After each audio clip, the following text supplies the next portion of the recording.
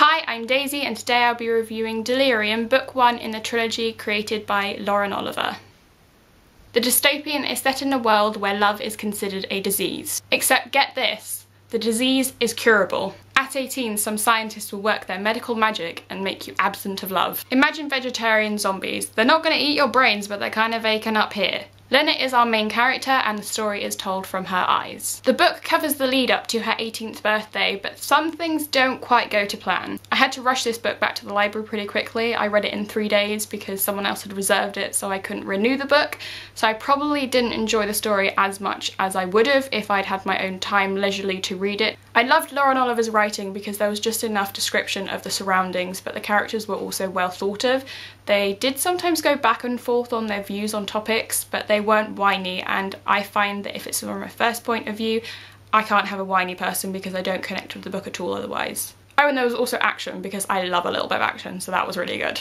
Len has a past that digs its claws in for her present, future time. I thought the dynamics of her family were written very well because if it had been made so that it was a bit more happier for Lena in her home life, it would have been a completely different story and there'd be a falsity to it, I think, because the way that Lauren Oliver displayed the family was very a human reaction within this world for everything that's happened in her past. So the story is good, the plotline is well conceived, even if it is a little bit predictable at times. By predictable, I mean just that some of the things with the romantic side of this book were kind of a bit obvious that were going to happen because that's the way a story is going to go. If the government says you're not allowed to fall in love and that's bad, it's going to really happen in this book. Now for the spoilery section, so if you have not read the book, unfortunately I will have to say goodbye to you now, but hopefully once you have read it you can come back and hear some of my thoughts on the book further. I really liked Hannah and the friendship that she had with Lena. Even though you're trained to think that what she's doing is bad, I think she is the instigator for bringing Lena out of her shell originally.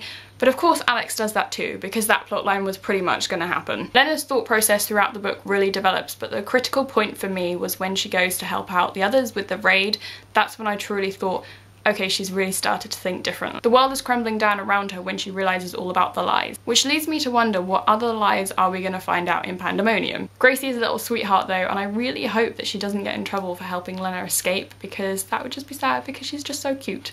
Although during the scenes that Lena is tied up at her home, I was just looking at the cures and thinking they'd gone cuckoo because it just seemed like they were trying to get her to join a cult. That's what all I was seeing in my mind, like them all like hunching over her and like, join the cult, join the cult. There were a few things in the plotline that I never believed were actually true. For instance, that her mother was dead. But that does lead me to wonder how many people who are claimed to be dead aren't actually dead and maybe are living in the wilds. It strikes me as kind of obvious that she will find her mother in the next book or possibly in Requiem. I'm hoping that we get to see a little bit more of Lena's mother and then we get to see the reunion in Pandemonium. I'm glad the romance was well thought out in this book. Because of the segregation of both genders, it made the story a lot more interesting because they couldn't just walk down the street together, so their romance had to be even more hidden. The one part I was wrong in the book was thinking that Hannah had turned Lena in. It seemed obvious to me at the time that Hannah would have been the one that turned her in because she told her literally that she was about to run away with Alex into the wilds and then mysteriously she's caught. Speaking of which, I really loved that scene where they are in the wilds. It's also an integral scene to the story because if they hadn't already crossed over the border into the wilds, then Lena wouldn't know where she's going now.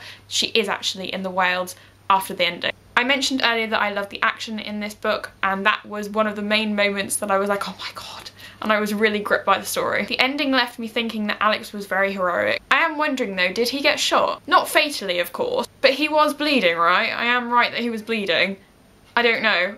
I have to find out. I'm gonna have to read Pandemonium because I need to know if Alex got shot.